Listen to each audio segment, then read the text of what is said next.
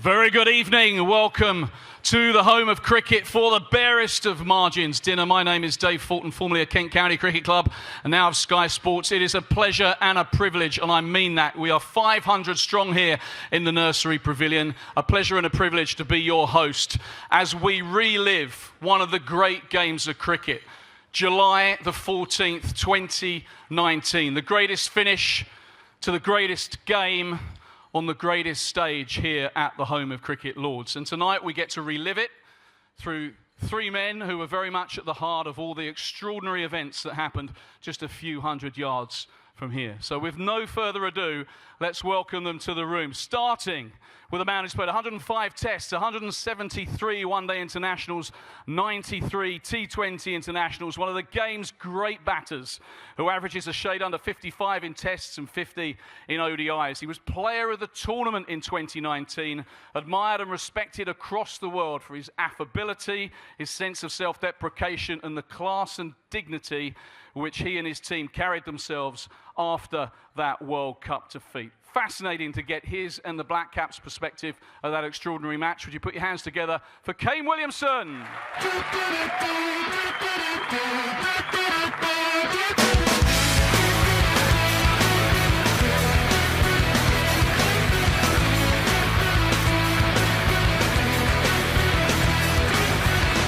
Waking up at 12 in my clothes again, feel my head explode from a night of gin. Another night out. Okay, to the man of the match in the final with his unbeaten 84, who simply refused to see his team beaten. 115 tests, 114 one-day internationals, 43 2020 internationals. One of the game's great all-rounders who seems to save his best for the biggest occasions. Talisman, inspiration, defier of odds. He is our test captain, Mr. Ben Stokes.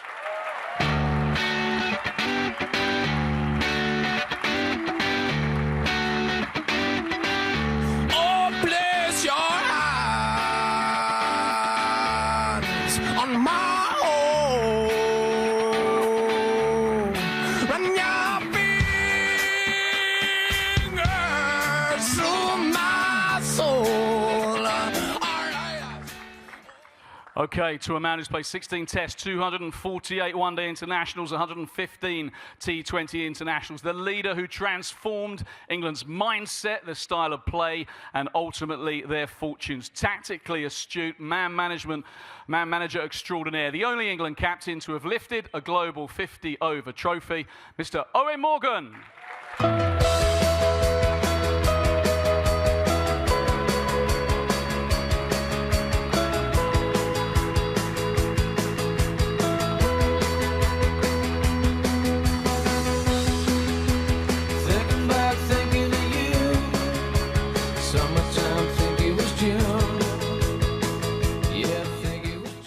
This is how it's going to work, ladies and gents. We are going to have kind of 15, 20-minute sections. We're going to focus to start with mainly on Morgie, but I'm really keen to get Ben and Kane's thoughts on the rebuild of the England team. But that is where we're going to start. So we're going to focus mainly on you, Eoin, which means you get most of your work out the way early, which is good. But I guess if we're going to talk 2019, we probably have to take it back a little bit before then, because the journey to World Cup success in 2019, I guess, began as soon as 2015 finished, and a bit of a debacle of a tournament. How much did that tournament play a part in what was to come? Yeah, good evening, everybody. Lovely to be here. I absolutely love this ground, home ground for years, but to be here celebrating, reminiscing over one of the greatest nights in my career is a privilege. I think you're being very polite when you say a debacle. It was absolutely humiliating and the worst time in my career. And it was the best way to sum it up. I still laugh at how certain people have described how we played white ball cricket, probably from 2013 to 2015, because from 2010 to 13 was reasonably strong. We won a T20 World Cup. We got to the final of a Champions Trophy and sort of capitulated against India.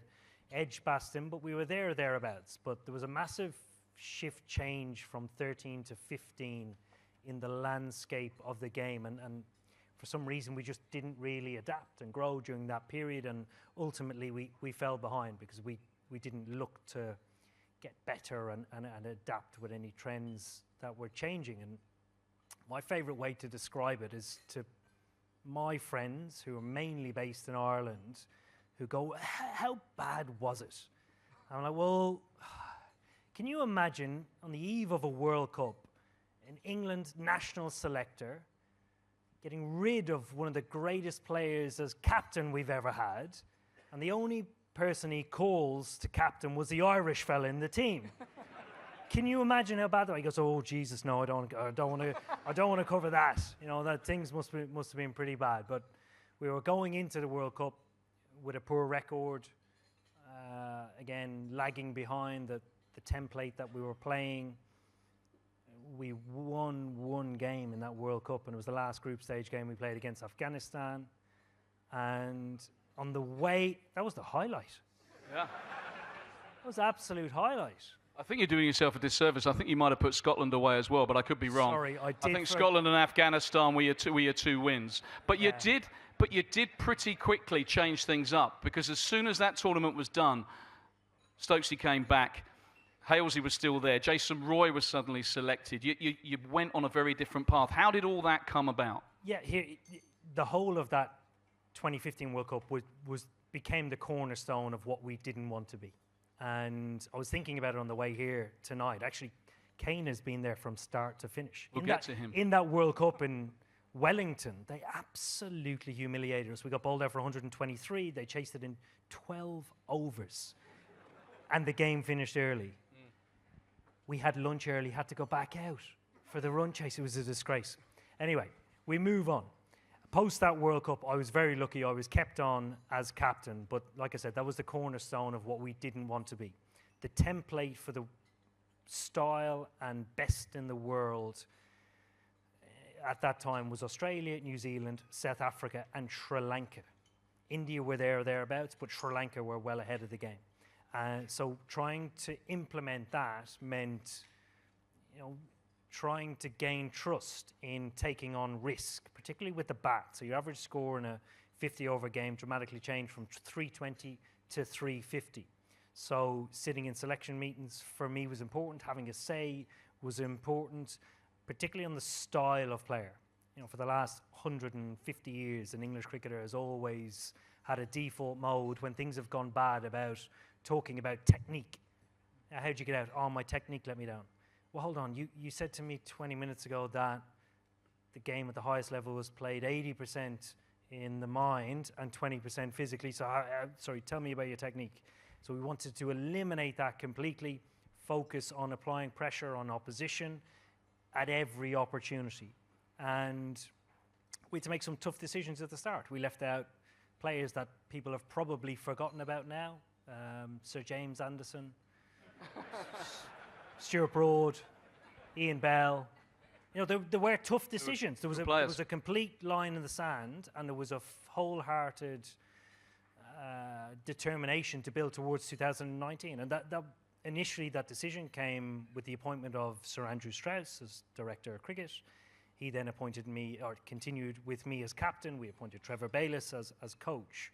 But the plan was always 2019, and how you would transform a side who didn't enjoy taking on risk, how you would embody that, how you would communicate a message. Can I just interrupt? So your messaging at that point, I remember it because you did post-match interviews at a few games, and it was almost like you were saying the result doesn't matter. We don't care. It is how we play the game, and if we play the game properly, everything else will take care of itself. But you seem to be at pains, very similar to how Stokes done a little bit with the test side, but that seemed to be the message early on. Go play with freedom, go enjoy yourselves, and we'll get the right results eventually. Absolutely, and it doesn't mean that you don't want to win the game. Translated, it means that your only way of winning the game in the series and eventually lifting silverware is to eliminate the risk of trying to just get to the finish line. You want to go into games and blow sides out of the park if you played well. I've played in teams for a long time throughout my career where we needed to play above and beyond to even compete. because our goals weren't lofty enough to try and win a tournament or clean sweep a series. So conveying that message in the changing room, then continuing to do it in the media was vital, because then there's no wiggle room, there's no room for manoeuvre. And how important was it to bring this bloke back? Because he wasn't picked in 2015. Wasn't picked again. Seems extraordinary now with everything that he's accomplished, but at the time, it was pretty extraordinary then. But yeah, say that again. If you wanted a game, come play for us. Well, New Zealand didn't pick him either.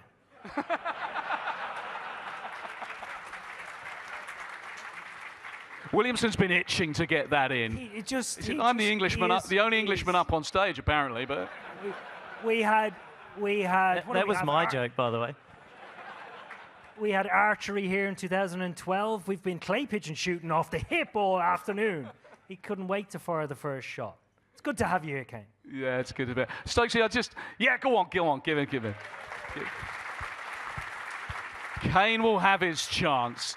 Stokesy, you obviously played pre-World Cup, and then you came straight in for that Edgbaston game. And I want to get Kane's views on this as well, because you played in Wellington, the 12-over debacle, and then you played at Edgbaston when England got 400. So from your perspective, Stokesy, what had changed, and how much credit does Morgie get for that? Well, played at Edgbaston. Yes, in Morgie's the first Renaissance. Yeah. So look, I'd played, in the team before that World Cup. It's in and out of the team, and sort of really struggled to find a consistent, role in the team. Obviously, myself being an all-rounder, you sort of you can get picked because you can do everything. You can, get a couple of runs down the order. You can bowl the odd over here and there. And back then, when I was a bit younger, I could move a little bit better in the field. So, but yeah, obviously getting left out of that 2015 World Cup. If being brutally honest, I actually didn't deserve to be in the team because of the chances that I've been given before that. Didn't do anything to deserve to even be on the plane. But when the call came and the sort of the reignite of the one-day team and the Morgs happened, it was unbelievable that how, as Morg said, the change. All these big names, all these big players who played such a crucial part for England for such a long period of time were, gone. And we were all young back then. It was just like, right, we're all in. And Morgie had a very clear way of how he wanted to play going forward. And he picked a group of players who he thought was going to give us the best chance of being able to do that, in terms of that's a natural way that they play. And the freedom that we were given to go out there and express ourselves and do that was very clear straight away. But also with that is the consistency in selection. Don't underestimate how important that is to a brand new team and a brand new philosophy around that, because we did well. It was incredible how quickly we just sort of flew into this, but that's because we had the support and the backing of Morgs and Trevor Bayliss as well. But how quickly we were able to be successful in this new way was incredible. And the confidence that you get given from obviously your captain, your coach, and the other coaches around you is seriously should never ever be underestimated. I want to throw it forwards to 2019, but Kane, just quickly, that transformation that you would have seen in the space of 3 and a bit months, obviously at the Cape Tin, 12.2 overs done, throw it forwards 3 months, Edgbaston, 408 I think they made. Did you notice the whole shift in mindset and approach? How conspicuous was it from an opposition's perspective? Yeah, you couldn't tell at all.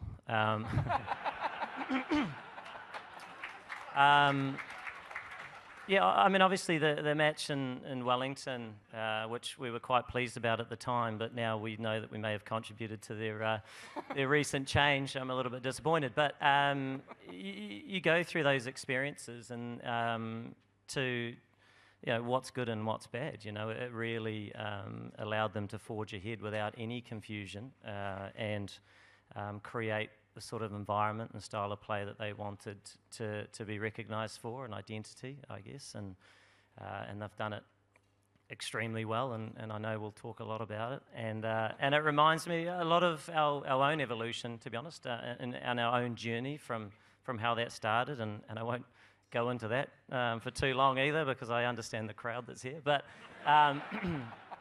yeah, I mean, the change was evident, not just the style of play, but the personnel required. And, you know, it was an incredible series. I mean, it was some time ago now, but both teams, you know, adopting a really aggressive style of cricket that they knew gave themselves the best chances of success against one another. And 5, you know, outstanding games of cricket that I think were sort of put on notice all around the world. Absolutely, and I think it's fair to say you guys did take a leaf out of the Black Caps book. So let's throw it forward to the 2019 World Cup then. You've transformed things. The team is playing a very different brand of cricket. Obviously, there was the T20 World Cup, which you got so close in as well. We might kind of touch on that in Stokes' section, but you go into that, I guess, as one of the favourites, given how well you were playing. Firstly, how proud to lead your country out in a World Cup final. What was that whole experience like? Because it's fair to say the tournament didn't go completely according to plan the whole way along. No, it didn't. And again, when you look at tournaments in general, they very rarely go faultless from start to finish. And we did. We came in as out-and-out favourites, which wasn't necessarily a surprise. You know, our rise from absolutely nowhere was quite dramatic and quite quick. We went into 2017 Champions Trophy at home as favourites as well. We only got to the semi-final, got knocked out by Pakistan. But coming into 2019, we were out-and-out favourites. We actually spoke about it as a side. How does it feel? How does it sit? Because a lot of the players in the side, again, having grown up in the generation that we didn't have that tag going into any world event. So on the eve of it, we were as ready as we could be. And going in with that sort of confidence and that clarity, particularly during a home World Cup, certainly I much prefer than going in as an afterthought, because I've done that a lot, and that's not fun at all. There's a huge amount of uncertainty.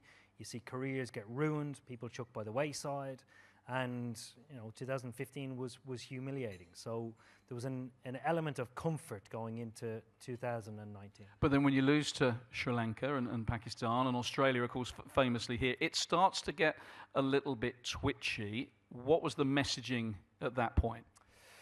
Yeah, here the messaging throughout the tournament was very, very similar.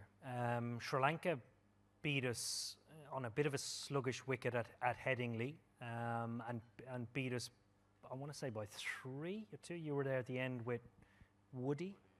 So a tight game, you can play in tight games and lose.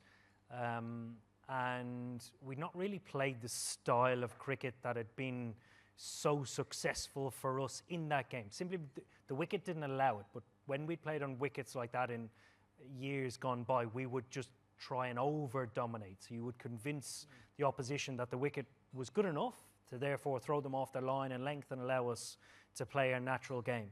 In that game, we went into our shells a little bit, and it didn't really unravel itself until after the Australia game. So we lost at Headingley. There was a very quick turnaround. We travelled, trained, then played here, thought we addressed the situation, and Australia, who were flying hot during that phase of the tournament, absolutely smashed us off the park here. And there was an air of a linger from the game previously that needed to be addressed. And I can remember, stayed at the hotel down the road here, getting a call the following morning, both from our psychologist and from Vice-Captain Joss Butler, saying that there was just something within the group that didn't quite feel right. And we weren't a side that necessarily had a lot of meetings. We congregated at the ground quite a lot and around the practice area if there was to be anything official. But this certainly needed addressing, they felt. So there was a gap. We had a day off. Then we went to Edgbaston 2 days out to play against India, in which we needed to win both last games. One was against India, the other was against New Zealand at Chester Street. And if we lost either game, we were out. Everything. How much did that focus the minds? It became knockout cricket then and there. Well, I'll probably take you back to the meeting to start with. You always set up meetings as a leadership group, hoping that things will go well, hoping that people will be honest, hoping that people will be vulnerable, but you're completely at the mercy of the players at the time. And it was set up by David Young, who was our psychologist. We split up into 2 groups, and it was actually Ben that initiated the chat. Do you want to give a little bit of an insight out to what you said at the time, if you can remember? Yeah, it's one of those things where everyone knew what situation we were in, and someone had to be the first person to bring it up, because I knew I wasn't the only one who would have been thinking what I was thinking, you know. So I just put it out there and was just like, probably said it in a little bit more detail than this, but I was just like, look, shitting myself. Like, you know, is anyone else feeling like that? Sure you are, like, it's fine, you're not going to be the only one who's feeling like that, because, you know, we know what's at stake here, you know, we are playing in a World Cup, we're at home, we know what we've got to do, but we've just got to embrace those emotions and those feelings, and we've got to use it to our advantage and not ignore them, because you try and ignore emotions and feelings like that, they just become bigger and bigger and bigger, and then, yeah, and then everyone just started speaking and was saying... Yeah, that bit of vulnerability that really brought the group together. You couldn't put a price on it. Obviously, in teams, regardless of what you do, play sport or in business, once you have that side of the room, you have every part of the room, because the vulnerability then brings. So there are 3 things you want to achieve going into a meeting like that. You want everybody in the room to identify where you are. Then everybody go, right, where are we going? And then identifying how you get there. Literally as simple as that. But if you can't identify where you are in the room individually, you can't achieve the other 2. So Ben's comments were absolutely brilliant. I remember Mark Wood saying similar things, Joff opening up for the first time in his rookie year in international cricket. And then at the other end of the room, you've got Jason Roy that goes, Jesus, lads, 4 wins away from winning the World Cup. Cannot wait. And you need all sorts. So well done to Jason and well done to you guys. This is what's going to happen a little bit tonight. We are going to run out of time because we do have to squeeze some food in. And people are looking at me like, we need to get starters out. And we will get to the small matter of the World Cup final. Don't worry. It'll be Stokes' section next, and that's where we'll go. But for now, Eoin Morgan, Ben Stokes and Kane Williamson. Put your hands together for Ben Stokes, Eoin Morgan and Kane Williamson.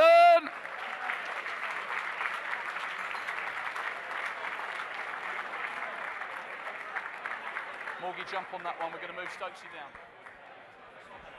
Yeah, we're moving. Right, and as the guys come up, we are going to talk World Cup final, July 14th, 2019. But in case, I just want a little show of hands and a bit of a cheer. If you were at Lord's on that particular day, watching live, give us a hands up and a little cheer. Yeah, pretty good. Good. If you were watching on Sky or Channel 4, give us a little cheer and a wave. Fantastic. If you were watching me on Sky Sports News watching the game, give us a little cheer. You lying bastards, a lot of you. But thank you for humouring me. Best broadcasting moment of my life, watched by absolutely nobody. But for those of you who maybe need a little bit of refreshing, should we take a look at the final ball? Here we go. This is the moment. It's Archer to Guptill. 2 to win. Guptill's going to push for 2. They've got to go. It's gone through. It's got to go to the keeper's end. He's got it. England have won the World Cup by the barest of margins. By the barest of all margins. Absolute ecstasy for England. Agony for New Zealand. Wow. It's all yours, Nasser. It's your cup.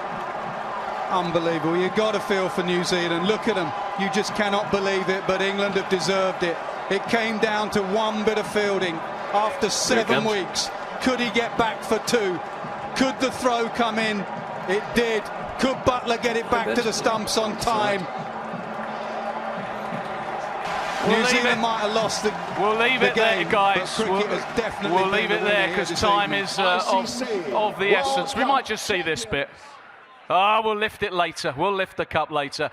I mean, firstly, to kind of all 3 of you guys, really, on behalf of everyone, I guess I just want to say thanks to start with, because it was amazing. It was a brilliant game. But Stokesy, we're going to focus on you for this next section because you were the central figure during that run chase. What is it about those big moments that seem to bring out the best in you? How do you get yourself in that kind of right frame of mind to deliver what you delivered on that day and subsequently at Headingley and elsewhere? I think just an understanding of where the game is currently and almost forecasting where I want it to be, and if I want it to be how I want it to be, then I've got to be there and do that. So, do you know what I mean? It's like understanding that, but then also just subtly and casually just forecasting everything through my head, and sounds like I'm thinking quite a lot about it, but I'm actually not. But experience as well. You know, always been a middle order player. You do find yourselves in quite a few different situations where you could be in early or you could be in late. You could be in situations where you've got to chase the total down. So you do get, a little bit more comfortable doing that. And I certainly did have quite a few moments in that 4 years before that where I was chasing totals down in the last innings of a game. So, when you do have all those kinds of experiences, you're able to fall back on it, it does help. And you're also, of course, on the receiving end of a certain Carlos Brathwaite in the T20 final. I wonder, do all those experiences go in the mix in terms of how you then deal with things, the big occasions subsequently? You know what that feels like. You don't want to let that kind of stuff happen again. Is that in the equation at all? No, not really. I guess going back to 2016 there, it was one of those moments where how everything transpired for me was, that was up to me. Obviously, it was an incredibly disappointing thing to be involved with, but the only person who could decide how life or like cricket was going to be after that was down to me. And yeah, I had to get over the disappointment pretty quickly, and I'm a pretty stubborn, determined individual when it comes to quite a few things, but when it comes to cricket, that's obviously up there. And so yeah, like I had two ways to go, which one was either fall down and be what could have been, or go shit happens and keep working hard.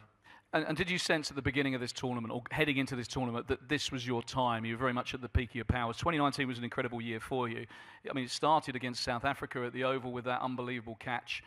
Well, I think you ran in too far, made it look good. But it was, but it right from there, it was like you lit the tournament up. Did you have that sense that this is my time?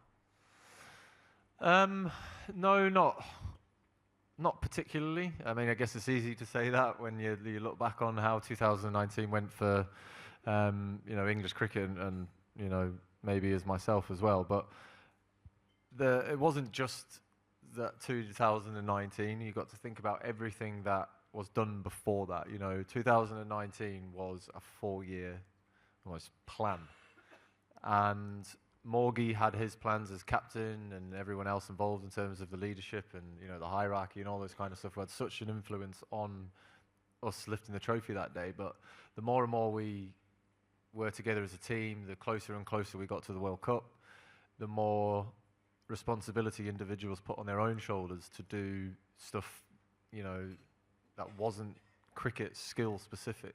I had a real change in my mindset towards the stuff that nobody sees or doesn't see, the fitness side, all that kind of things, because the role that I do and how I take the game on and how I play is physically demanding. And the older you get, the more you play, the harder it becomes. So you've got to work harder and harder and harder. And when I had that flick go in my head, the switch change of, right, okay, I'm going to knuckle down here because 2019 I've got a World Cup and then I've got a National Series. And I know the role that I play in both teams is quite important. And it sounds silly, but if I am going to let the team down, it's not going to be because of the the fitness side. If it's, that's where I was at with that. Remiss of me not to ask you, actually, I know we're focusing very much on the World Cup final, but how are you? You look lean. You're looking in great nick. You obviously work really hard. Shoulder good, body good. You on track? Yeah, we're flying, yeah. Neil keeps saying I look skinny, and I'm just... Skinny's not a good word. Skinny, lean, wiry, strong. Yeah, just fit as a fiddle. Yeah. I think it's fair to say as well. Maybe it's the advantage of having an Irish captain. There was a little bit of good fortune, lady luck, throughout the latter stages of that final. We're going to take a look. I think firstly at Trent Boult. Those celebrations, there was pain etched on the face of Kane Williamson. Kane, apologies. This is not going to help. This is Trent Boult taking what should have been a catch, I think, but yeah. Lady Fortune smiled. Slow ball. Now then, it's Trent Boult again. Is this it? Is this it? Oh, he's thrown it. He's got it. He's got it. There you go. So that was that moment, which was a couple of overs from the end, and you were signalling 6. So that was nice. Let's take a look at the next bit of good fortune. The Rick O'Shea. If ever there was an Irishman, the Rick O'Shea was at play here. Let's have a look. Goes again. Can he give the strike away? This is a big moment. They've got to run. They go to the other end. Oh, he gets in the way. This is going to go all the way to the boundary off the bat. Can you believe this? It has. I do not believe what I've just said. I mean, I think you're signalling 6 again now. I think it probably should have only been 5. I mean, let's get Kane's thoughts on that before we get to you. I mean, he was in probably. Yeah, well, it should have been 5. Sorry. So it should have been 5. It would be such a different evening, wouldn't it? Well, not really, because no one would be here.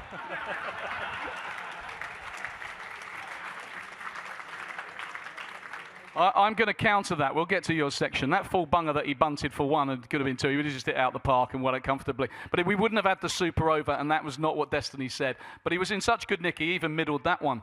But yeah, just how difficult was it while he was out there? I mean, was it a case when Joss went, if you can get rid of Stokesy, you felt that was probably the game, all the while he was there, England favourites? Yeah, gosh, I mean, it was such a long time ago. I hardly remember. So great to relive it. Thanks. Yeah, I mean, look, you mentioned the quality of Stokesy, and we've seen it often in these big moments.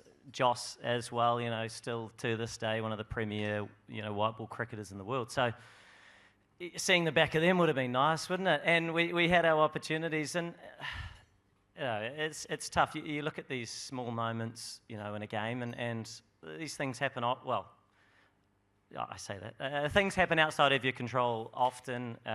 Timing's key, and probably more the stage of the game of when that happened, which made it a little bit harder to come back from. But and I do recall sort of being out there. That happened, and I sort of looked up to the sky, not sort of in a religious way. Just there was a sort of a balloon floating across, and I just thought, that person's looking down, and we're just these little dots, you know, playing this game, and it's unfolding in this sort of incredible way. And Stokesy's cheating and all this,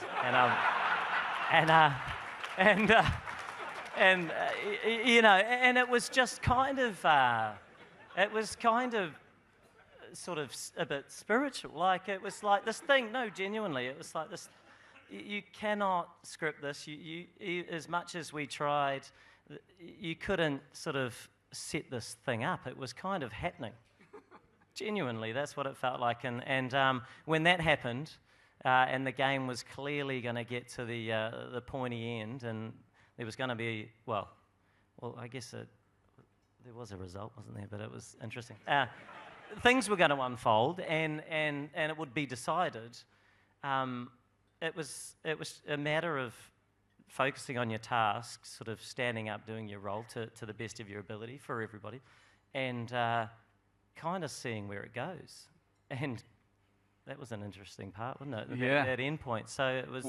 Yeah, we're gonna get to that, and we're gonna get to the kind of bigger picture from your point of view as well. But Morgan, I was just wondering, Kane was out there. Kane was out there. Some things were in his control. There was a bit of fate going on, and Stokesy obviously was doing his bit. What was it like on the balcony? Obviously, you got out just before Joss, and it probably didn't go the way that you would have liked it to have gone from a personal viewpoint. But that partnership, I think, was 110. Joss gets out. Those final knockings of that run chase, what was the mood like on the balcony, and how difficult was it for you not really being able to control it? Well, as difficult as it gets, to be honest.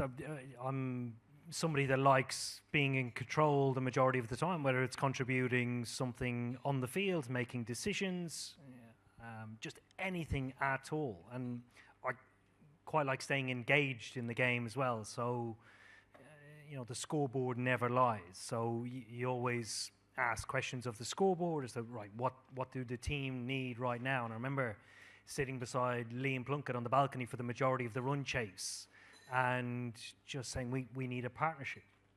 All right, what does that look like, right? It's Butler and Stokes.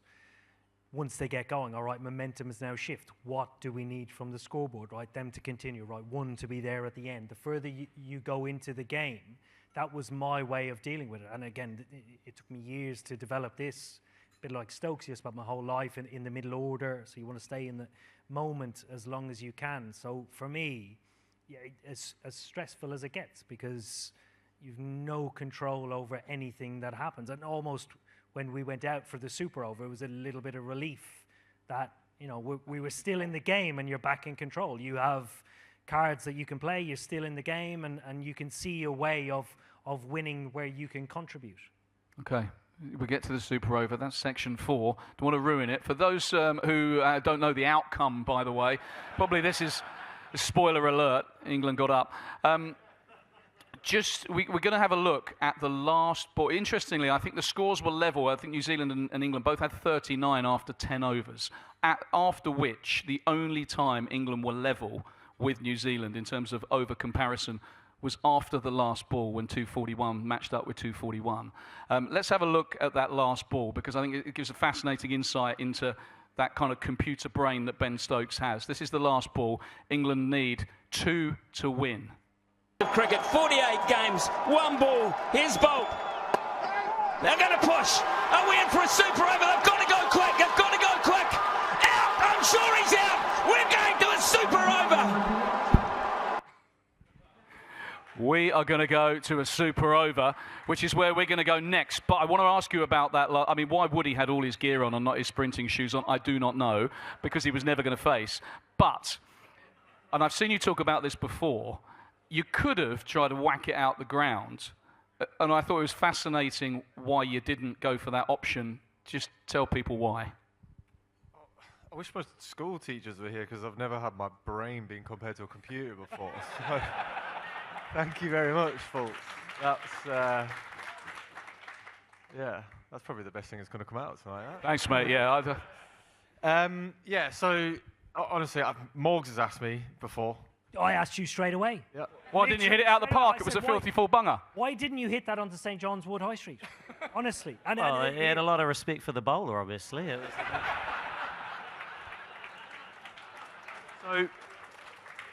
So just 1 second, Ben. I'll be very kind. So the one thing, Ben, obviously playing alongside Ben for a long period of time, that you discover, particularly in scenarios that he finds himself in. So you have your average player that does exactly what they say on the tin. You have your great player that goes, right, I'm aspiring to chase down 350. I will time my run. I will execute it to perfection. Then you have your genius in the moment that identifies something that nobody else sees. And I guarantee you there's nobody in our changing room or on the ground that day that saw chip it down the ground. Worst case scenario, we get 1 and we go to a Super Over and still win, is what you said to me post-game. But that belief is on a different level. He's the only player I've ever played with that had it. Yeah. I mean, Morgie summed it up brilliantly, but that was your thinking, wasn't it? I know that I'm going to get 1 risk-free. If you try and doink it out the park and you don't get it, you hole out deep mid-wicket, game gone. So the percentages were get it in the gap for 2. You just got it a bit straight. Yeah, so in a run chase, I always thought, and this is how I compute run chases, is I use the scoreboard as my friend. You do have a computer. I do. So you're milking this computer bit a bit, but carry on. I am.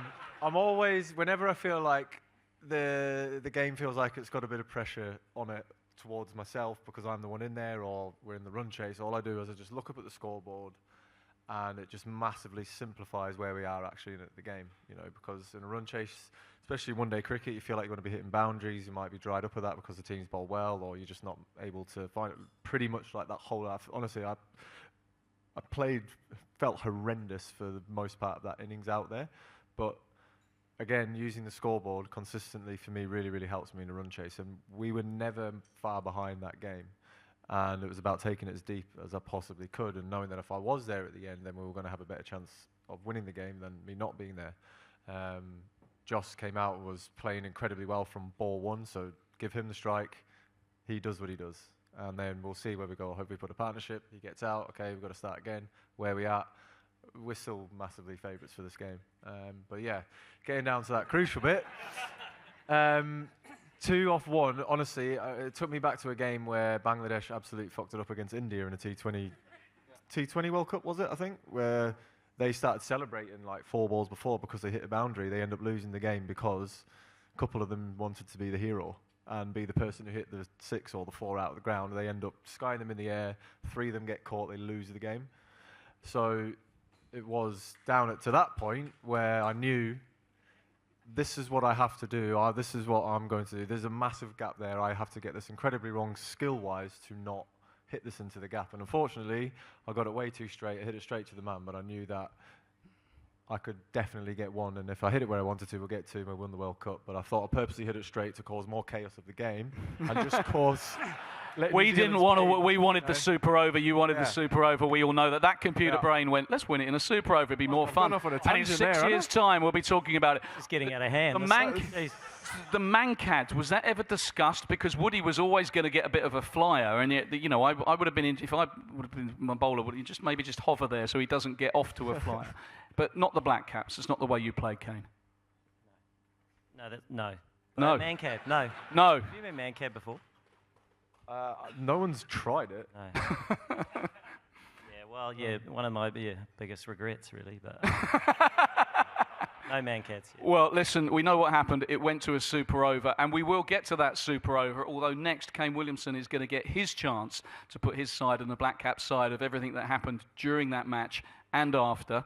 So ready yourselves. But for now, Ben Stokes, Eoin Morgan and Kane Williamson, thank you.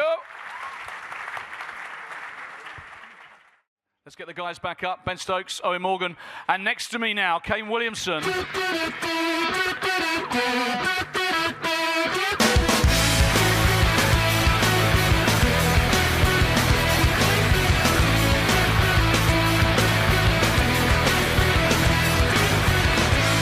up at 12 in my clothes again, feel my head explode from a night of cheese. All right, we do have some questions. Thank you very much for sending your questions in. We're going to leave those, apart from one, which I'll get to in a second because it does involve the Black Caps. We will leave that to the final section. But we're going to focus on Kane. We're going to focus on the Black Caps. Brilliant so far, mate. Just set the scene for us, because obviously that was your second, with back-to-back finals.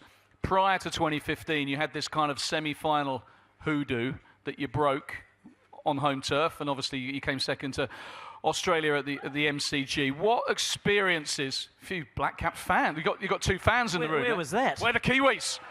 Josh, 2 Kiwis right there. Be very careful. You might get kicked out. Watch yourself. To what extent did playing the final of 2015 stand you in good stead when you got to 2019? Yeah, do you know what? So the evolution of our team certainly started a number of years ago. Brendan, Mike Hesson were huge in that, and a lot of similar sort of traits in terms of how we wanted to play our cricket, and it was at a world event where it really sort of shone through for us. And to kind of go through the pool stages in 2015 and play the cricket that we did, we were at home, which was really quite special. It kind of felt like we captured the nation. Cricket was on a real high, and the team was playing well, and a brand that was quite attractive. And then we sort of managed to continue that through to a couple of tight matches, round robins, and that semi-final against South Africa, which I'm talking like everybody might know what happened, but you probably weren't even watching, were you? But, No, we were watching. I have a few Kiwis that I did invite at this centre table here, so I'm talking to them. Ian Smith, of course, his iconic commentary, we just heard it on the final, but there was the Grant Elliott Superman commentary, which was bring iconic. up some footage, that'd be great. No, we haven't got that, Kane. You didn't come prepared. We should have got that. Apologies, but that was brilliant to win that game and break that hoodoo. What was that like when you actually got over the line and actually getting to a final? Yeah, I mean, a really special feeling, an incredible game of cricket at home in New Zealand. Yeah, there was a lot of parts to it that were special and memorable, and then we sort of ended up in our first final, which felt foreign, actually, and it was in Australia, and we played all our games at home in New Zealand, which, you know, we're very familiar with and comfortable doing so. And so to kind of be in the final, the team were quite relaxed, and we knew we wanted to just continue what it was that we were doing and keep things very similar. And you know, often throughout the journey of a tournament, I mean, we always look at these iconic moments, you know, the one behind us here, and that they are just moments, but the tournament goes for 2 months or plus, you know, and there's preparation involved, and there's all these things that you do beforehand, and actually sort of looking to kind of continue in that fashion, commit to what it is you do, and then go into a final and really try and get nice and clear that you want to continue in that fashion. Anyway, we lost it. It wasn't our best performance at all. To then fast forward to that next opportunity, which was 2019, and build up a bunch of similar players that were in the team. I mean, over 4 years, you'll always have some new additions, but Brendan retired, and we had a new coach, and there was transition there as well, but we knew we wanted to hold on to a lot of similar traits that captured the identity of the team and who we were, and we were very sort of authentic in how we wanted to play our cricket. So coming to 2019 and fast forwarding to that final, we weren't fearing it.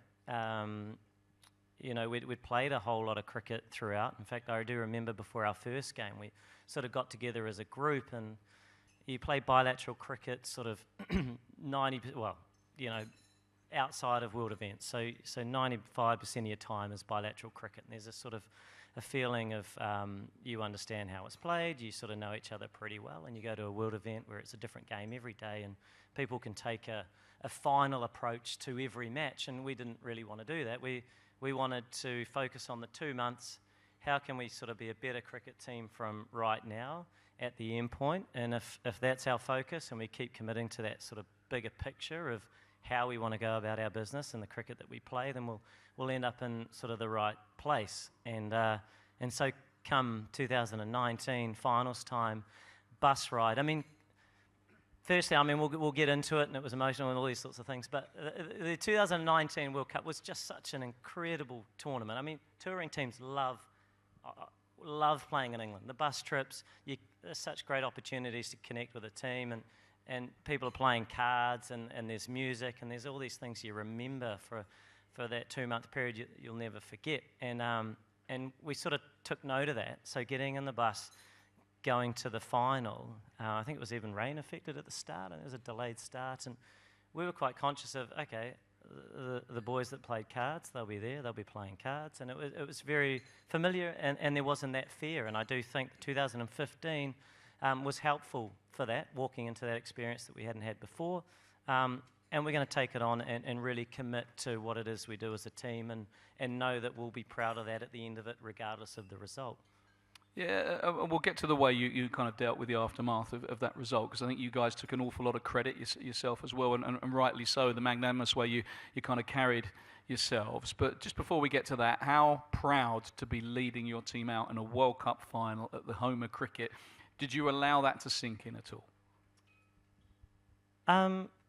Not really, no. I don't really think about that, to be honest. There's a sort of a job to do. Another game of cricket? Well, no. I mean, it's a great occasion, and obviously any time you play at the home of cricket special, but a World Cup final, you know, there is more to it, and we sort of, I remember sitting down the day before on the outfield as a team, and we sort of spoke about that. You know, we weren't ignoring the fact that there was, you know, a special opportunity in front of us, but we saw it as an opportunity to acknowledge that, but also let's double down on on what's got us here to now, and we're very clear on that. I mean, we all played sort of 9 round-robin games or whatever it was, so we'd played a lot of cricket, and our journey to the final was a little bit different. We won sort of 5 in a row, and so we kind of, and we lost a few tosses, and we had a struggle at the end, and we ended up, you know, in a semi-final, which was great, but we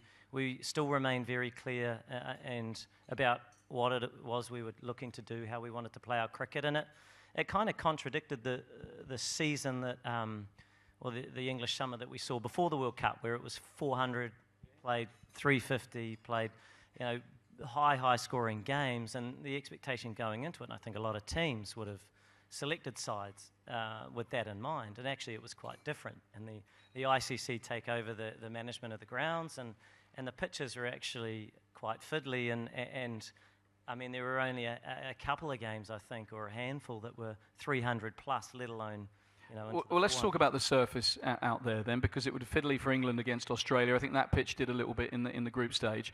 You won the toss. You opted to bat first, which you said there was a little bit of rain around. How difficult was that decision? Was that one you would have been quite happy to lose? And at the halfway stage, at 241, what was your assessment of that as a total?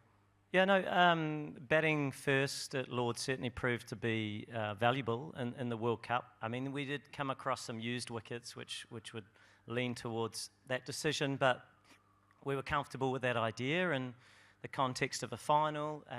It's something we'd done pretty well in round play as well. So winning the toss, batting was something we were quite interested in doing. The weather was around a little bit in the morning, but not expected to hang around. So that was how we looked to do it. And also we did play out there once before, and we were quite aware of what to expect, that it wasn't going to be free-flowing, and we need to adjust accordingly. And actually at the halfway stage, although, I mean, we knew it was competitive, and we were confident in that fact. Despite knowing that this game, you're never out of it, you know, a 241 chase, or you guys got close, so that was a good effort, but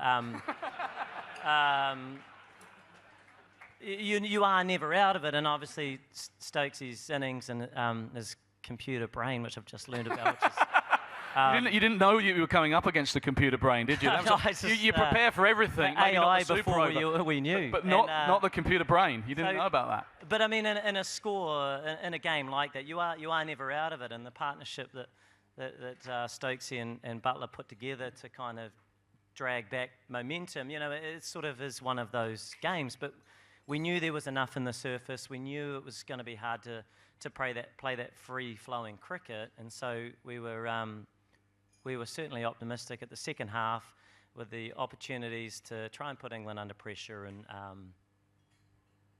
can I just ask Morgie, can you remember what you would have done at the toss? I can't remember what you said at the time. Yeah, here I can. Again, I alluded to it earlier. I spent my whole career at Lord's, and until 15 minutes before the toss, the sun was out. There wasn't a cloud in the sky, and then low clouds descended. It started to rain. Kane hinted there was a delayed toss, and I don't think even the ground staff were expecting it, because it wasn't like they had the hover cover right next to the pitch. It was like, all right, a little bit of rain, and then the cover went on. So 100% of the time, if there was no rain, you would bat first at Lord's. And I said at the toss, I would be inclined to chase if I'm in doubt, because Lord's always does a little bit. Yes, historically, batting first does work, but again, World Cup final, you got to try and take each and every bit of information in and then make the correct decision. And, you know, there's no correct formula in making the correct decision. The correct decision you make work. Both sides are out to try and win the match. And for us at that time, over the course of 4 years, we actually preferred chasing. We'd chase down scores of 380, 370, quite consistently over the years. I think we chased down 290 here at one stage. So there was an element of comfort in, regardless of what we were going to chase, we were rolling out with our best suit second innings. Yeah, and you blew Australia away, of course, in the semi-final, which was nice at Edgbaston bowling first, which we glossed over, but we probably should just reference for any Aussies in the room. I was there for that. That was a stunning performance. I just want to touch, before I get Stokes' view on things, there's a question here from Kevin B. Doesn't put a table number for Kane Williamson. I was going to ask this same question, but this has come from Kevin. Did you ever ask Mitch Santner why he didn't run off the last ball of the New Zealand innings? Because I was trying to get the footage for that because I thought it was interesting given what happened in the last. He ducked a bouncer and then turned around and just walked off. And that last over went for 3, which, if you're looking for reasons why you lost, might be something. I think we should go back to that deflection and the runs that were awarded. Yeah, don't worry about that. I'll have a word with sorry, Mitch. sorry. But on a serious note, when you lose a game on a super over and scores are tied, I think some of the games that I've lost over the years that have been tight, you can be in danger of beating yourself up about if only we'd have done this, if only we'd have done that. How long were you able to let go of that game pretty quickly afterwards, or did things just keep haunting you for weeks on end? No, I mean, haunting's a bit strong, really. You want to talk about Mitch Santner? Sorry, did you want to talk about Mitch talk about Santner? Mitch first of all. Like, he's pretty laid back, at times can be dopey, and maybe that was an example of that. But, yeah, I actually sort of half forgot that, but I don't think he'll ever do that again. I mean, there's like, I mean, gosh, you know, in a game with, what do you call it? The barest of margins or something? Yeah. In a game of small margins, we'll paraphrase. So there's many, right? There's many, and yeah, perhaps that was one of them. Sorry, what was the next part? Yeah, the next part was just that was Kevin's question. My question was kind of the aftermath, how you've looked back on that game. Did it? You said Houghton was a bit strong. You lay awake 3 weeks later thinking, God, I wish I'd, I've done this or done that, or were you able to just to kind of let that go? No, it was actually, I mean, immediately it was one thing, and because we were so sort of focused on the task, and you're in the battle, you can understand people watching it, they were so tied to the emotion of it, but when you're really sort of focused on what you need to do in the moment, you're kind of a little bit detached to that feeling, and actually it was probably some time after that, maybe weeks or so, where how it affected other people in your life, really, that you would bump into, and you're almost consoling them for for how they experienced it. And I mean, the attention around it, which was brilliant, right? As a spectacle and an event.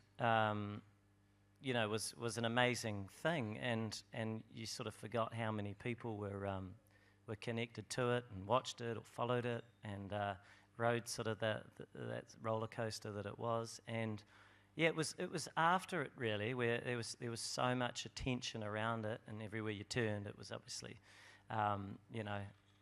sort of on the tip of their tongue. But I want to ask these guys, because it's probably easier for you guys to speak about Kane and the Black Caps and the way they handled themselves than for him, because he is so self-deprecating. But Stokesy, I mean, you could imagine that would be some teams with the things that went against them, the ricochet and the boundary count. We'll talk about that in just a second. The super over was won by virtue of you hitting 2 more boundaries, who made that rule? I think someone from the MCC probably made it up on the afternoon, which got us there. But they took it, they carried themselves from those of us watching from a distance incredibly well, and deserve a lot of credit for the way they did that.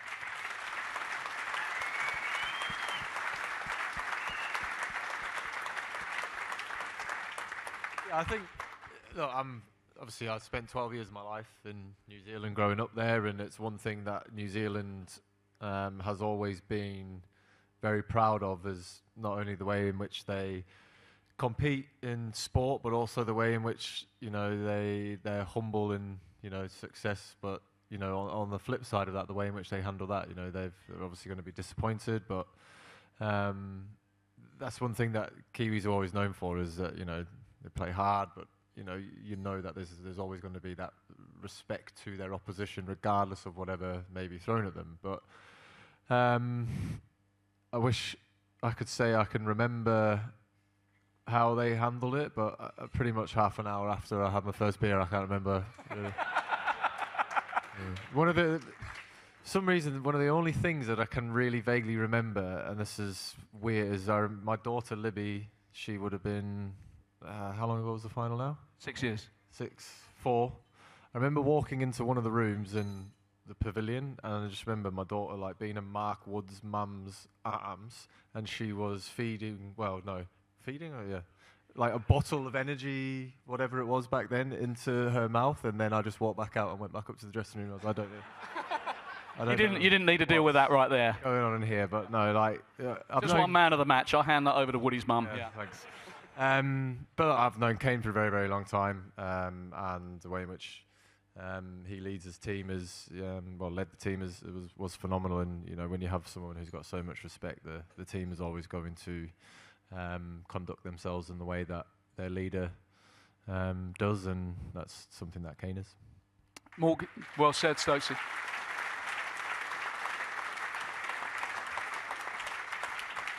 Morgie, were you able to get because I mean, imagine when you win a World Cup final, you've got all the media commitments, everyone wants a piece of you. Were you able to get together side to side like you would at the end of maybe a test series? Were you able to go and enjoy a beer with the opposition, or did you get kind of siphoned off in different directions? Yeah, here, I think it was quite a cool moment, day, evening, post all of the game. And again, Lords laid it out like you've never seen.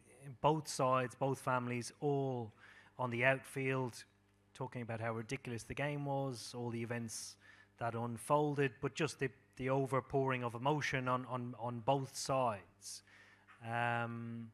was incredible. And given what had gone on, and given if you're playing against somebody, less respectful for what had just gone on, of I suppose the rules and the game and what had unfolded, there wouldn't have been the type of atmosphere that there was. And New Zealand, the team, their family, had this incredible party. I mean, both sides of the changing room. So far right is the away change room, far left, as we're viewing it from here, is the home change room, as many of you in this room well know. But both congregated on the outfield. Friends and family were up in both changing rooms. The long room turned into a bit of a disco. There was music playing. There was a bit of a strobe light. I don't know where that came from. But it was just like, if you'd have popped in, having not seen a ball bowled, you'd have gone, what is going on? Like, lost their mind, they've sold the ground, something has happened. But again, only at Lords can you create that type of feeling post one of the longest days in cricket. Okay, we'll touch on this, I dare say, in kind of segment 4. The impact globally. To what extent were you kind of aware of that in the immediate aftermath and in the weeks to come? You've touched on it, but I presume when you got back home, what was the reaction like back there? I presume you were celebrated as a team. I know Ian Smith said ecstasy for England, agony for New Zealand, but you guys must have been aware how much credit you took out of that game. Yeah, I mean, actually, the next day I flew to Geneva, where I thought would be nice and quiet, and not many cricket fans. Turns out there are a few, actually.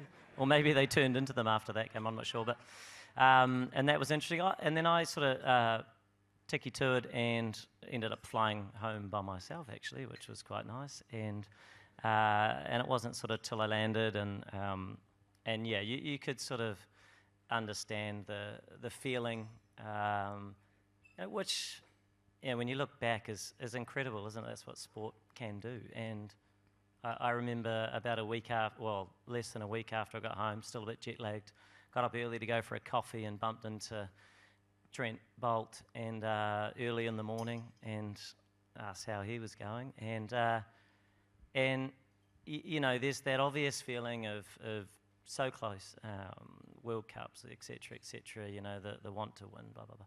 But you do forget that there are so many moments. Morgs and Stokes, he mentioned about a couple of must-win games, even in some of the pool play, and there would be moments in that game that actually stepped towards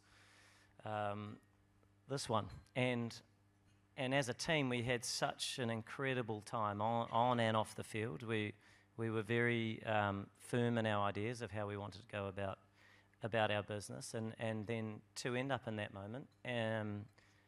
and sort of sit back and go, would you rather have been a part of all of it and been involved or not, you know? And absolutely everybody is unanimous in that they would be, and they loved it, and they all experienced it in slightly different ways, and there were moments where others were involved in them more closely. And I mean, we spoke about Trent, and the irony of that is we had a last over win against the West Indies where he took the same catch against Carlos Braithwaite, which was pivotal in us even making the final. And so there's just all these different moments that you reflect on, and for us as important as a team is that actually that's a way to look back on the whole experience really fondly, with a lot of gratitude, and also you finish this and there is more. And I know it's a big moment, and World Cups don't come along all that often, but the journey of our team, it didn't end. And so you would sort of create, well, we would, a lens, and it was an honest lens of what it meant to us and how we keep moving forward as a team and be better for this experience. And so that was important to us.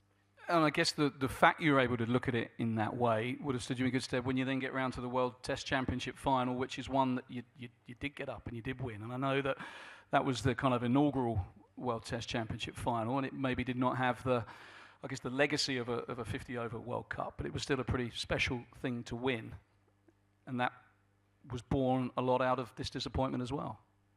Well, I mean, from a time perspective, it was quite close to this moment. But yeah, I mean, it was an amazing time for our team. I mean, the love of Test cricket and any cricket. And you get the context around these things. And absolutely, the One-Day World Cup is at the top of that tree. But Test cricket is special. And to get small moments that went our way throughout that period as well, and end up in a final against India and England off the back of the experience we had in 2019. You know, there were a lot of players that were involved in both. There was real emotion, and that, you know, the world can work in mysterious ways, and here we are again, and we have an opportunity to really go out and play. Not really do something special, but play to the way that's important to us. And we know if we keep doing that, that is our opportunity. And we went into that game, and we did that. And that was a great moment for our team. And correct me if I'm wrong, but there were quite a lot of people back in New Zealand as well that were almost quite proud of Stokesy being born in New Zealand and having spent quite a lot of his life in New Zealand. It was almost like, I'm sure somebody was, you know, the New Zealand's most successful sportsman at one stage was Ben Stokes. There was a bit of that going on as well, which kind of... Tiger Woods' caddy was also, I think, he was Tiger Woods, to Stokesy. Tiger Woods' caddy and Ben Stokes have been your two most successful... I mean, your rugby boys have gone all right, let's be honest, over the years. But that struck me as being kind of quite New Zealand humour at that moment. At a tough time was a kind of... No, they're not being funny. We're still trying to get them back at some stage. Well, we're happy to relax the rules, and we'll give you a year or two in domestic cricket, and then we'll... Oh, well, so have you guys ever thought about what might have happened had it gone the other way? Has that kind of ever crossed your mind? Because I imagine there'd be one or two people who are so inclined. Imagine if, you know, imagine if Jason had flapped it 10 yards over Joss's head and they got back for two. Has that ever never crossed your mind? No. Maybe just got a glimpse into why I was never a top level sports person, because that dawned on my mind. Can I just say, and I shouldn't really say it with the MCC being here, that I got Jason Roy and Josh Buttler to reenact that winning moment with Darren Gough playing the role of Martin Guptill in the long room, and a cricket ball was thrown across to Josh Buttler at the double doors, across tables, to reenact that moment. And Jason said it was incredible pressure. Never felt pressure like it, because he could have taken someone's eye out. But, you know... So, yeah. But, you know, never thought about what could go wrong. Kane still has me saved in his phone as tied World Cup winning captain.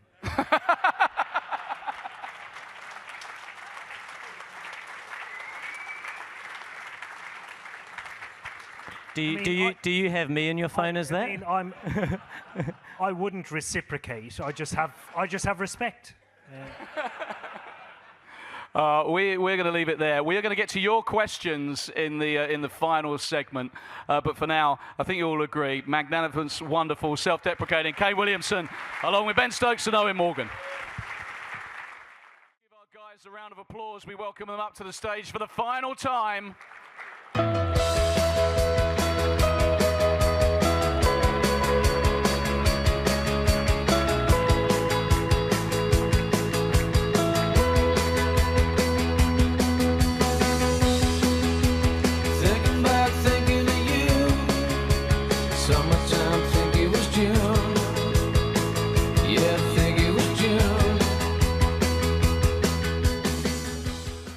All right. Well, we should probably talk about the Super Over, I guess, because we got there earlier in the chat. We got there earlier in the chat with Stokesy, but Morgie, when you suddenly found out you're going to a Super Over, just take us behind the scenes. Stokesy obviously works his way up the steps. He's pretty drained. He's pretty knackered. People plan for penalty shootouts because they happen all the time. How much planning went into a Super Over? 0. I suppose the only thing we could fall back on was in T20 cricket, we had played in a couple of Super Overs. Chris Jordan bowled one in Sharjah against Pakistan 2 years previous. Again, guys play so much T20 cricket around the world that they'd played in quite a few. So once you sort of knew what was going on, you, again, got onto the job. I alluded earlier about that, just the lack of control and ability to influence anything that was going on in the game. Once I was out, you're just paralyzed from that moment in. Actually, there was something to do. So Ben hobbled up the stairs, met him on the way in, and he was obviously going to say yeah, but again, in pressure situations, you always ask the simple questions because you want the simplest of answers. So could you go back out? Yes. Needed time to himself, out the back, catch some fresh air.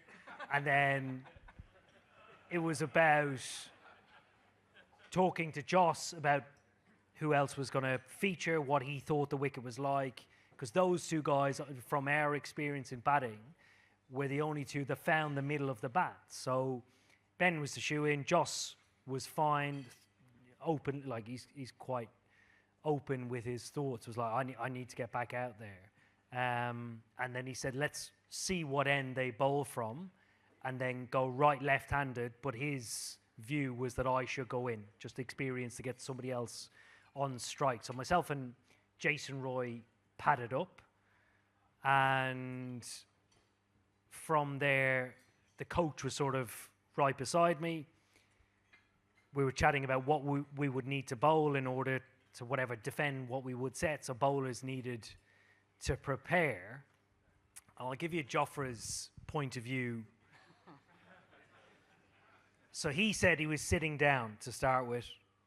Decided it was going to be a Super Over. Everybody's sort of scrambling. Stokesy comes in, Joss comes in. Everybody's hyped. And he's sort of looking around at the other bowlers to see who's grabbing their bowling boots. And they're all packing them away.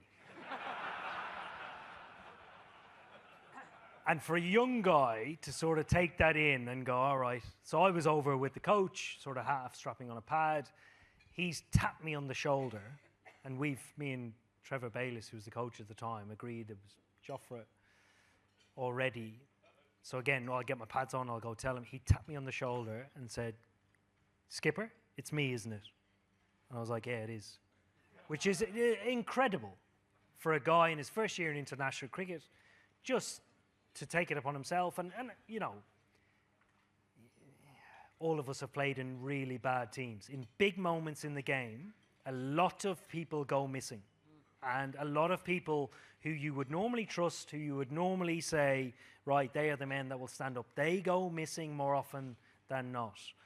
We've seen it in penalty shootouts, haven't we? Guys that you'd expect to take a penalty, they're taking the ninth one if it gets to that, or they're nowhere to be seen.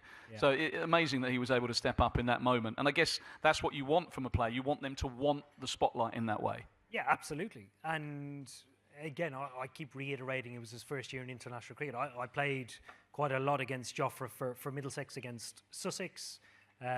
both in the Blast and 4-day tournaments. Also watched him a lot at the IPL.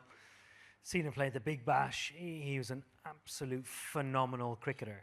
You know, he was brought in at the last minute for the series against Pakistan, and unfortunately we had to leave a stalwart of the team out and make quite a tough call coming into the World Cup to allow Jofra to come in, and Dave Willey had missed out. But it was just that he was that good against the best players that he was playing against at the time. It's good, it's fine being good against average players, but against the best players that you play against, when you come up trumps, you know, it speaks volumes.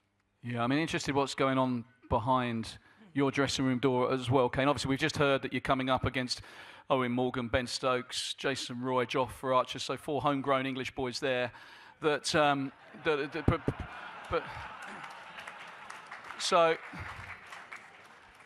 what's happening in your dressing room? I mean, firstly, you mentioned the super over situation, and we have quite a rich history in super over cricket, actually, for New Zealand. And I'm sure you'll all remember in 2012 at the T20 World Cup, we played a warm-up game against Australia, and we thought we'd practice a super over at the end of it on a very average wicket. We batted first. We got 1, and it was a leg by. Anyway, they chased that, and we then went into the tournament, and we proceeded to have 2 super overs in the actual tournament, and one was against Sri Lanka, Middlinga bowled it, the best ever. We lost that. The next one was against the West Indies. We batted first, and we got 17. We thought, this is pretty good. And then, actually, the England bowling coach, Tim Southey, bowled the over, and first ball, no ball, 6. So now they needed 10 against Chris Gayle. We lost that. A couple of years later, we played India in a series. We also had 2 super overs, and at this stage, I was trying anybody to bowl them because we couldn't win one. We tried Trent in the next one. We got 15. We lost that. And then we had another super over a week. Honestly, this is a true story. And I tried Lockie Ferguson, and we lost that. So, so we knew a lot about them, not how to win them. Yet to win one, but an improved effort in the 2019 World Cup final. Well done. You're on track. Brilliant. I didn't know all of that. Fantastic. So you've gone for your fresh air out the back, Stokes. So you know that you're going straight back out there. I mean, it was a pretty obvious choice. You know, 1 because you're the main man, 2 because you're 84 not out. You're in the swing of the game. Did you have a kind of target in mind, or was it just a see ball, hit ball, and let's just get as many as we can, Joss? I actually went upstairs and I said I gave my quick input, which was I thought it should have been Jason Roy. And Joss to go out. But Morgs was just like, no, you're in the game. You know, you're involved. It's you. So I was like, right, okay. So you were pretty drained, weren't you? Psychologically and phically, you were pretty drained. Yeah, but then, as I said, just went out the back for. I'm 34. Like, went out for the back. Couple of Marlborough Golds.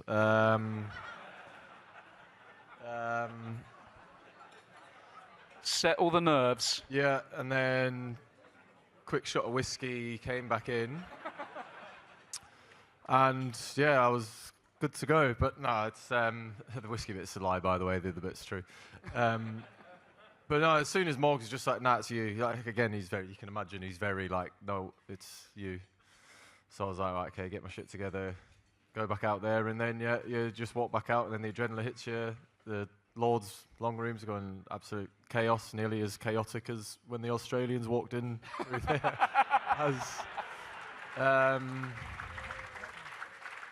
And yeah, I think Josh just went to me. He just said, right, you're facing first ball. I was like, oh, cool. And then just, God, yeah. Everything happened. Should we have a look? Yeah.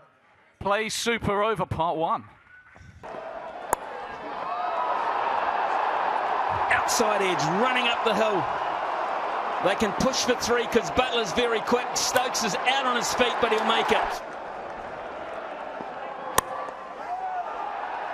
Just a single. Gap, is it? Yes, it is. Just the one. It's a perfect Yorker. They've got to push for 2. He lost it in the sun. Nicholls lost it in the sun. They'll get to. Last ball, Butler. He gets it in a gap. He gets a boundary. 15 off the super over. Okay, we'll just hold it there for a second. I mean, at that point, you're thinking 15. We just heard about New Zealand's dire record in the Super Over. Do we think that's obviously pretty competitive? We think that's enough at that point? So yeah, hand on heart. When Joss hit that last ball for 4, there is a slow-mo replay of me like jumping up and almost celebrating, because generally when I seen him hit that ball and it go over and I was like 4, I was like, fuck, that's shit, we're gonna win here. That's game. Yeah, game, set, match. Like just momentum. 6 balls. Last ball's gone for 4. They've got to come out and get 16. Like. Yeah. At what point did you guys know that you needed 16? That 15 wasn't enough? How quickly was that communicated? Was that before you went out and did the whole Super Over? Was that halfway through? When did you find that out? The boundary count, Kane. Yeah. What did you make of that as a deciding factor? An absolute disgrace. No, I didn't know until probably the last 2 deliveries, where you're looking at the scores and thinking, what if this was a tie, you know? And I actually asked the coach, so I was standing there padded up, a bit like Morgs, sort of waiting to bat and come in at 3 if required, and he sort of replied with that answer. He certainly reads all those books you get given as captains, as Stokesy does with his computer brain, and you never. Stokesy would have known already, because they always have these meetings, and they're just on us constantly, like all the new things, and you just let us know when we're out there, and obviously it was in there, but I didn't know, and so he said that, and sure enough, 2 balls later it unfolds as it does, and I mean, in all honesty, that was a really, and it is, and clearly for a lot of people, because it's since been changed, but a very tough thing to understand as a player or a cricketer that's played the game for a long time and never had a game decided in that manner. But the rules were there, and you sign up to play by them, and so for us as a team. Going through that experience, it was important for us. Despite you go into the dressing room and kick a few cans and throw a few. In fact, that's probably why these are a bit wobbly. There was some disappointment for sure. But the opportunity at the time for us as a team was to continue to do what's important to us as a group, and the values that we count and stand behind, and because we've been dealt, a hand out there, that doesn't change that. So yeah, it wasn't easy, and everybody felt slightly different about it, but it was there, and like I say, as time passes and you connect with the group that that we did and shared that experience, and even here with these 2 today, which is quite cool. I mean, couldn't believe how many few occasions we've actually had nights like this where we've sort of gone into it and spoken about it. And also, you were saying earlier that you hadn't heard for a long time Ian Smith's Barrister Margins. We're at the Barrister Margins dinner. This become iconic, his commentary, a bit like his Grant Elliott Superman, and credit to him, because that kind of commentary really lifts what was already an amazing occasion. But you didn't hear that for quite a while afterwards. Not till the next World Cup, actually. Well, I mean, you don't hear it when you're playing because you're not listening to. And you're not watching it back anytime soon after, are you? Not listening to that, buddy. It's my ringtone.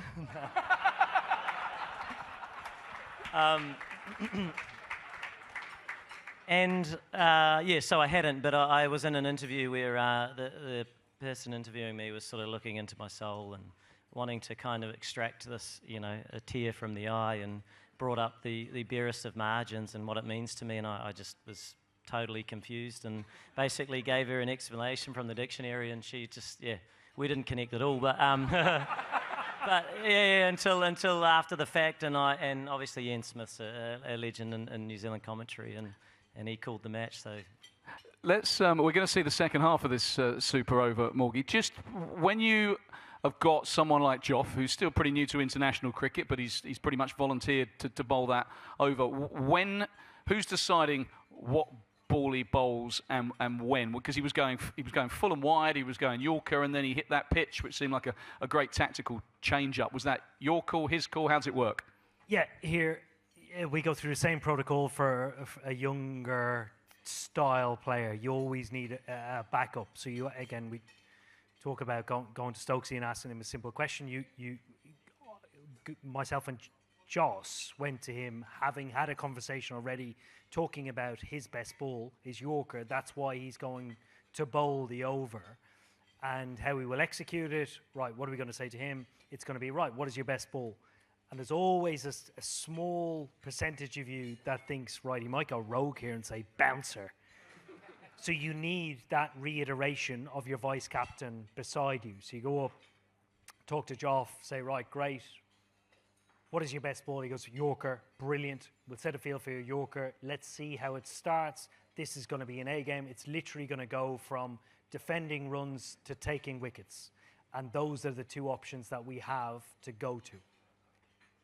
Okay, well, what we'll do, guys, and this is a test for the tech team here, because we've got the whole Super Over. Maybe we'll play it and just stop it before the final ball if we can. Let's. This is the New Zealand response. A wide. It is a wide.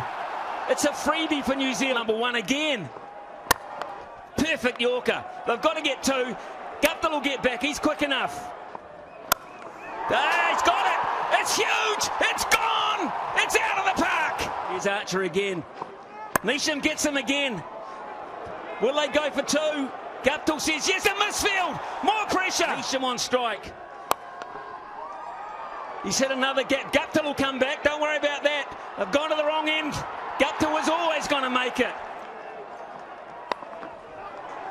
It's going to be on Martin Guptill. It's going to be on Martin Guptill. Just pause it there, guys. Thank you very much. Just interested in a couple of things. One is where Jason Roy ends up fielding, because you switch him from one side of the ground to the other. Is that because you think that's where the ball's going to go and he's one of your more reliable fielders? Or is it, Christ, he misfielded the last one, we need to get him somewhere else? No, not at all, actually. So bear in mind, we've played for the best part of 4 years together as a side. And the alignment from top to toe is pretty sharp. You know who your best fielders are, you know where your hot spots are. But I can remember speaking to Joff at the end of his mark, trying to set the field, and noticing Ben, who's one of our best fielders, still one of the best fielders in the country, trying to instigate people in the right area and just going. I remember thinking, right, that's one thing taken care of. It gives me more time with Joff in speaking to him and trying to relax him, because remember, as captain, the last thing you want is to march over after the mistake. You want to reiterate good things, positive things. You want the outlook being as warming as possible, as opposed to just, all right, here comes bad news. Like in baseball, when the coach walks all the way out to the pitcher and then walks him off. That is the last case scenario that you want. So our best fielders on the park at that stage were Stokes, Roy, Vince, and missing one. Johnny Bairstow. So they were in the hot spots. They knew exactly where they were going. And again, the reiteration of the first, that was 6 balls, because the first one was a wide. Just a shift in momentum. So it went wide, 2, 6, game changer. New Zealand's game, ours to try and chase. You see the change up in length in what Jofra does. Then it goes 2, 2, then 1, which is crucial. So Jofra bowls a short ball, attempted short ball. It lands in the front of his feet. Anybody else who was playing in their first year in international cricket rushes, tries to run that person out. It is so key in this situation that he doesn't. Martin Guptill hasn't faced the ball since 11:15 that morning. It is now 8 o'clock in the evening. There is such a major, like, cooling moment in Jofra's his computer, as Ben would Not say. another man with a computer. Just on that decision to bowl the short ball, which was the first short ball he bowled, and I'm interested in your thoughts on this as well, bearing, throwing back to 2016 when Carlos took to you and the idea of bowling short, and you've been in Jofra's position bowling the last crucial over. Was that his call, your call? Did you leave it with him? What was the plan there? Yeah, it was how we were going to take a wicket.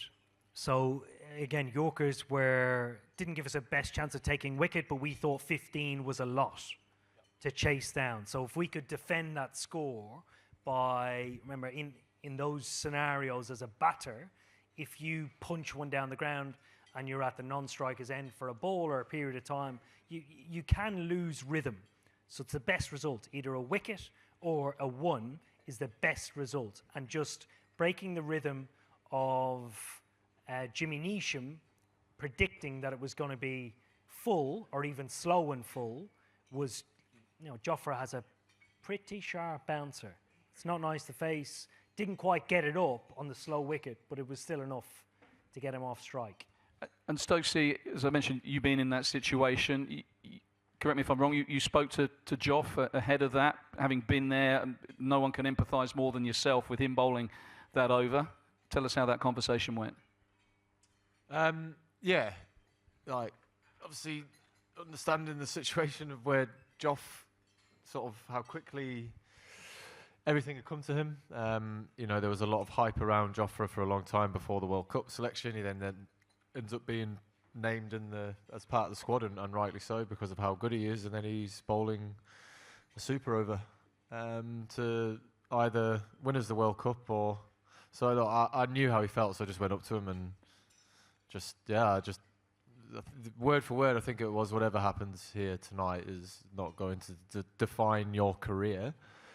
That was obviously coming from a sense of if things wasn't to go the way in which we all wanted to do it. It certainly has been a very major part of paving his career to where he is now, which is him being known as the man who bowled that super over for us to lift the World Cup. But look, I just knew that. Designed to take pressure off, and no doubt would have helped him, and I think he's alluded to that as well. And it is like, sometimes you think like I'll take a little bit, because in 2016 when I got hit for a couple of sixes, I think Morgs actually used that as part of his captaincy, because we just sort of let the game go, didn't we? None of us were experienced enough, well, certainly myself, just to slow the game down, and I was just quickly, give me the ball, I'm going to run in. I know what I want to try and do, but I was just rushing it too quickly. And what Morgs was great at there, which people probably won't notice, is how he purposely keeps hold of the ball away from Joff, so he can't actually have the ball and run in. So all those kind of things there that you don't see, it's just pure genius from this man to be able to think of that in such a high pressure situation. And that's one of the things that I think is really coming across, you guys thinking clearly and calmly in the moment, from you bunting that last ball to Morgie holding on to it. Kane, Martin Guptill had a tough tournament. He's been a great player for you guys over the years. How does someone deal with that kind of thing? Because we talked about haunting, and that you're able to kind of, look at the bigger picture and everything that it achieved for the game globally. But when you are the batter that needs to, and Morgie made the point, hadn't faced a ball since 11:15 that morning. But was he okay after that? Do you guys kind of get is there any, counselling seems a bit dramatic and strong, but does that kind of thing happen? Obviously you've got your psychologists and stuff. How was he after that? Yeah, it was dramatic, wasn't it? And full of emotion, and everybody took time to kind of get over it, see it in a way that made some sort of sense, or at least move past it. And we did have some cricket after that, and for him it was very sort of late on in his career, but a formidable one-day player for us. And that's we've touched on these different moments, and that was right at the end, and but so many throughout. The run out that he got against India to run Dhoni out, which in the semi-final, which was huge. There was another semi-final. There's 2 semi-finals. We were in one of these guys. Sorry. And that was an incredible game, and another game full of all these moments, and he played a huge role in that, and everybody contributed heavily at some stage in some capacity throughout. So I think he's good now, and he's happy, and he's got a family, and he's doing other things, and it's great, and I'm sure he looks back on the experience fondly too. I actually spoke a lot with Martin Guptill after that World Cup, but not in the way that you would think. It's Call of Duty video games. Cricket Played a lot against No, we play with each other, but Call of Duty, mate. Oh, the old. Yeah, but we never spoke about cricket. Does he know you have a computer mind? Yeah. Yeah. He'd never play you again. But the conversations we had was actually we're fully grown men who've played professional sport against each other, played in a World Cup final, and we found ourselves for like 3-4 hours shouting at like 12, 13-year-old kids to fuck off because they were killing us on the video game. So, yeah. There you go. That wasn't the kind of insight I was expecting from tonight's dinner, but it's what a lot of people are going to take away with them. Let's just look. I think what we'll do is we'll watch the final ball, we'll watch the celebrations, and then we'll maybe fade the sound down so we can carry our chat. But let's just look at the last ball. 2 to win. Guptill's going to push for 2. They've got to go. It's got throw's got to go to the keeper's end. He's got it. England have won the World Cup by the barest of margins. Yeah, keep going. Keep going.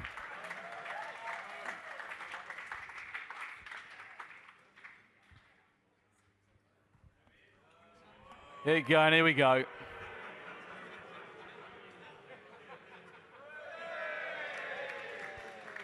So there it is. Incredible moments. Just, Morgie, can you remember when Joss whipped the bails off, what that feeling was like? Is it a blur? Is it something you can picture in your mind like it was yesterday? How do you remember something as iconic as that? Yeah, quite vividly. And again, the feeling, the vision, I remember being at extra cover and thinking, all right, ball's gone out. There's a fielder out there. Who is it? Oh shit, it's Jace again. So the over so far, there'd been 3 2s, all of the 2s had gone to Jason Roy. Second ball, he threw it to the wrong end. Second 2, he fumbled it. The third one, that was the third one was to go to him. So I was thinking, anybody but Jason. But then you hear his side of it. So it was like, I've touched the ball twice already in the super over. I've touched it twice more than anybody else. If I can gather the ball in my hands and deliver a half decent throw, which it wasn't. It was a terrible throw. And Joss Butler does an incredible job. I don't know if any wicket keepers can identify themselves, but to do what Joss did, I mean, it's a piece of work where you go past the stumps in order to get the ball, then come back. If you're no good at what you're doing, you dismantle the stumps on the way there, turn around and go, oh shit. But it was a great piece of work from Joss. He sort of mopped up what was going on. He talks about doing simple things under pressure all the time. He certainly did. But the moment itself, I can only ever describe it as when you're a kid and you know, you're standing at the top of a hill and you jump on your bike and you're like, oh, Jesus, this is a bit too quick. This is a bit too fast. Let's go faster. That was the feeling I had when Joss took the bails off. It was like, right, let's go faster, let's go faster. This is the best feeling in the world. So, yeah, relief. Yeah, I don't know. It had been a long journey. Yeah, maybe Ben can sum it up better.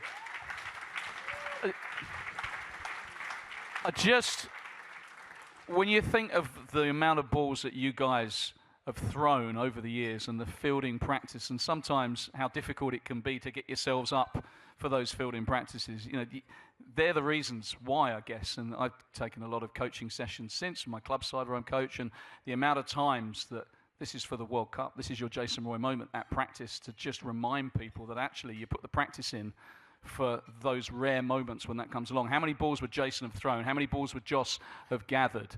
And without that practice, that doesn't quite happen. And you'd kick yourself if you didn't do it right in practice because you mess up a moment like that. Tens of thousands is the answer. I mean, we had it this weekend with the Ryder Cup. How many times has Shane Lowry sank that putt?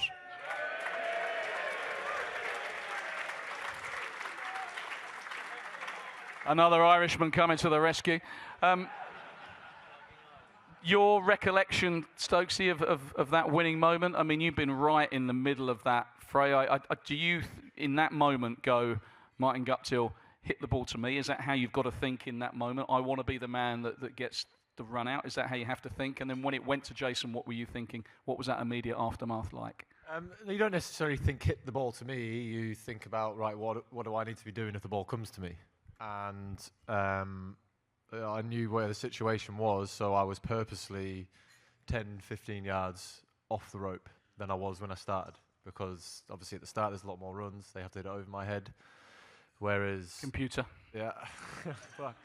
So I'm purposely in closer, and I watch the bowlers run up, and you can just tell if the ball's got half a chance of coming to you by when the ball comes out of their hand, by the length and all that kind of stuff. So you could see straight away that it was a good Yorker.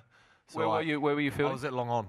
Okay, Jason so you had a Corner. chance the way you shaped up. Me, Jay, so I knew. So I'm already like moving, like I'm basically in a full sprint, but the ball's not coming to me, but I just keep going for some reason. Just watching it as I'm running, like fucking.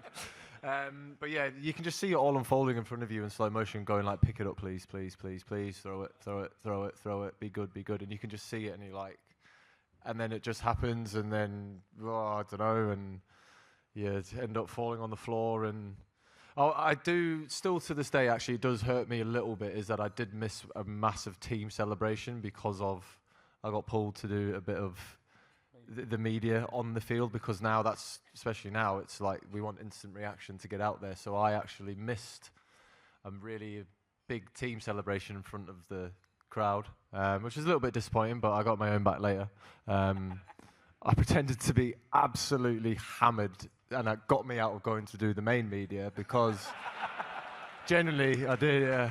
I missed that part with the team in the crowd and the backline and the Barmy Army and all that kind of stuff. So I'm not missing that first bit in the dressing room when everyone's up and the adrenaline and that buzzes. So I actually did a really good job of acting too pissed. So I got out of doing media.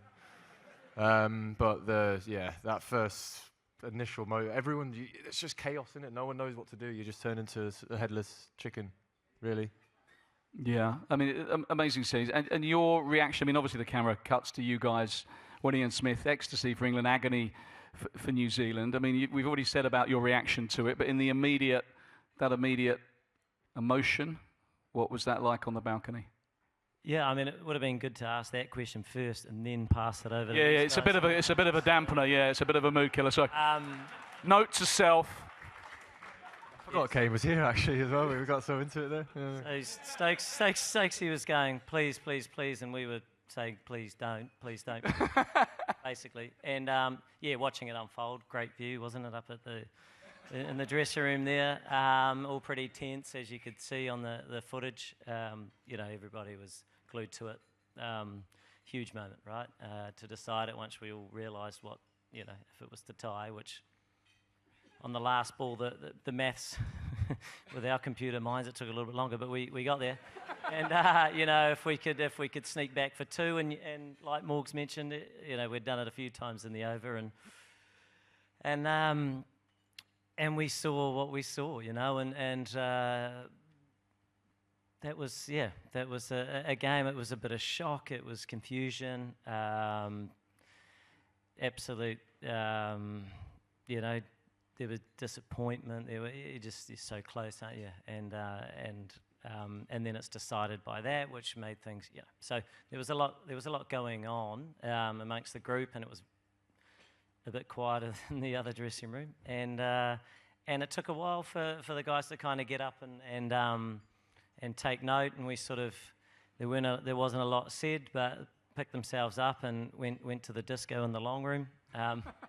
with the English lighting, with the English boys, and you know, which was a great moment. And we were on the field and consoling family because they were, you know, pretty well. It was just it was an incredible moment. There were tears from everybody. I think they were whether they were happy or the other. But and actually a highlight for me post that was we were organising a pub to go to afterwards, and it got a bit late, and it never really happened. So there was a bus load of kind of heaps of my friends and family, and I sort of took the opportunity, which was absolutely frowned upon, but I invited them all back to the ground because I was in the dressing room still with one other player, and there was nobody in here. And you know, it's such a special thing, I reckon, after you finish a game. And I know this was game of all games, but you're in the dressing room and you kind of capture that a little bit, and no one was here. So I thought, I'll just invite them all back to the dressing room. And so we had another disco, and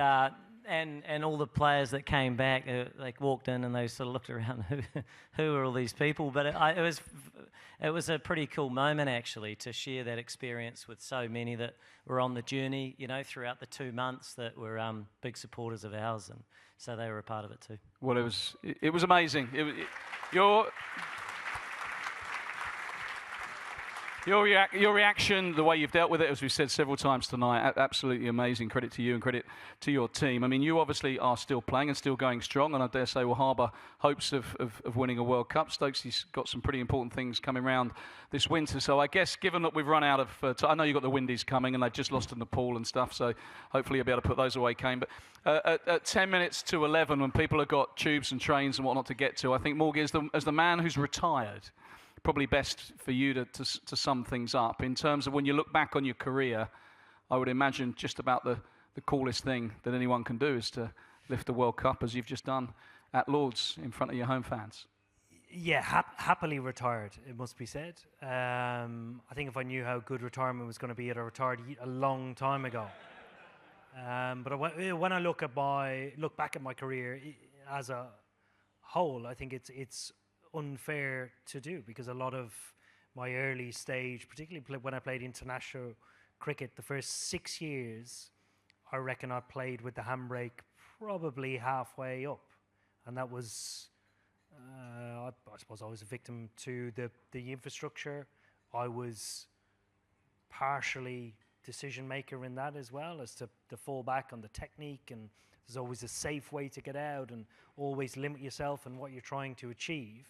And then there's the rest of my career in trying to shoot the lights out. And it's the bit that I will always remember. The ability to take on that risk, going on that journey with the Ben and the team. And I will always sum it up in one way. People always say, would you go back to one moment in your life if you could? Surely it's this moment behind us. It was such an incredible moment, iconic in the game. And I will always say, take me back to the start of our summer 2015, the start of our journey, the unknown and what was going to happen, setting out with a clear vision. Regardless of what had happened, I would still go back to that moment over this. Well said, sir. And we haven't got onto it, but I see so many similarities in the way that Ben leads his test team to the way you led that one-day team.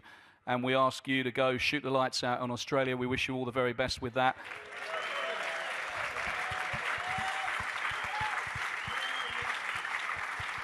We look forward to you bringing the Ashes home. Kane, thanks for being an absolute superstar and a truly wonderful human being. And thanks to Morgie, who did it all and won the World Cup. Ladies and gents, Eoin Morgan, Kane Williamson and Ben Stokes, have a very safe journey.